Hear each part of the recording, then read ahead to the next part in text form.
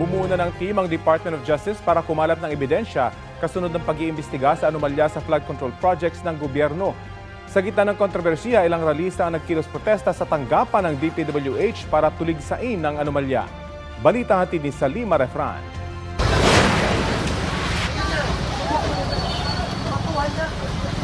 Mahigit 50 kabataan ang sumugod sa tanggapan ng DPWH sa Maynila. Tinutuligsa nila ang anilay anomalya sa mga proyekto, lalo sa flood control projects ng kagawaran.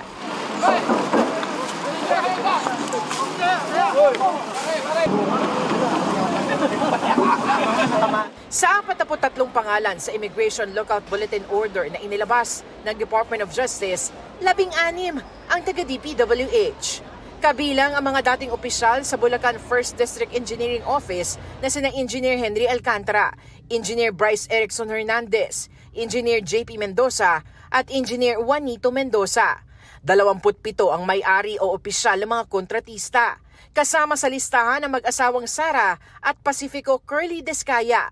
Sina Descaya, JP at Juanito Mendoza, maging si Hernandez, kasama rin sa iisyuhan ng sabina ng Senado para sa Senate Blue Ribbon Committee hearing sa Lunes. Hinimok sila ni Justice Secretary Jesus Crispin Remulla na ikanta na ang lahat ng nalalaman sa mga proyekto. Maaari raw silang lumapit mismo sa DOJ o sa mga prosecutor sa iba't ibang bahagi ng bansa. Pwede rin daw silang ipasok sa Witness Protection Program o WPP. We try to look at the least guilty if possible para maging state witness. Pero paalala ni Remulla, maligtas man sila sa kriminal na asunto, dapat pa rin daw silang mapanagot sa aspetong sibil at ibalik ang perang nakuha mula sa gobyerno. Restitution can still be ordered by the court.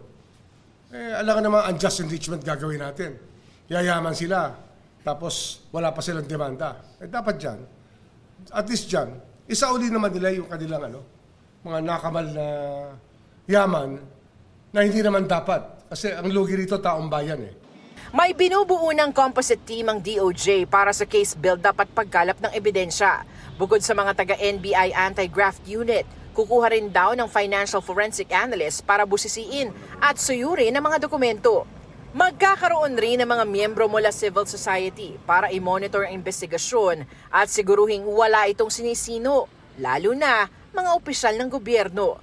Pwede rin daw tumulong ang publiko sa pagbibigay ng impormasyon. Ilalabas raw ng DOJ ang detalye at proseso kung paano makakapagsumbong ang publiko. Kahit kapitbahay ng mga to, pwede magsumbong, pwede magbigay ng information sa atin. Sir, netizens, pwede? Pwede. Oh. Ayon sa Malacanang, pwede rin magsagawa ng sariling investigasyon ang Anti-Money Laundering Council na mandato ang pagbabantay sa galaw ng malalaking halaga ng perang maaaring galing sa iligal na paraan. Pero kung paano sila papasok ay hindi na po nila ito dapat isinisiwalat at baka magkaroon pa ng movement, no? Yung iba maaari mga masangkot dito.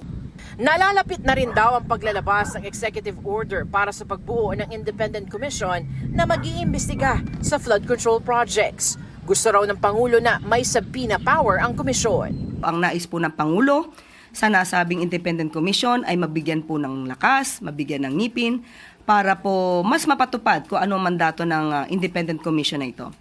Salima Refran, nagbabalita para sa GMA Integrated News.